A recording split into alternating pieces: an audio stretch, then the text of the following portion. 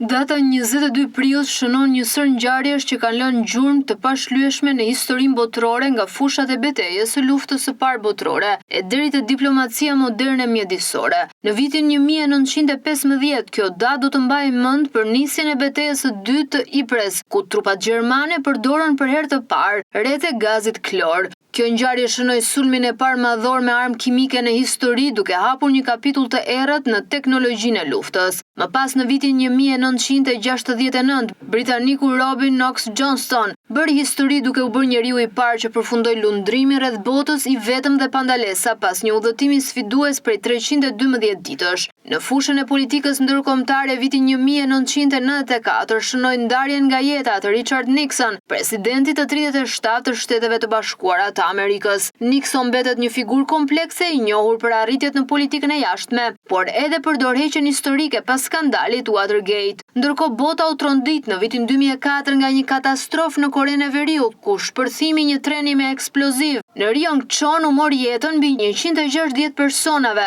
dhe la pasoja të rënda në infrastrukturën e zonës. Në historinë e aviacionit ushtarak, viti 2008 shënoi fundin e një epoke me pensionimin e avionëve F-117 Nighthawk, të parët që përdorën teknologjinë stealth për t'u bërë të padukshëm nga radarët. Së fundmi në 2016 kjo datë mori një rëndësi globale për mjedisin, me ratifikimin e marrëveshjes së Parisit në OKB, ku shtetet u angazhuan zyrtarisht për të luftuar ndryshimet klimatike.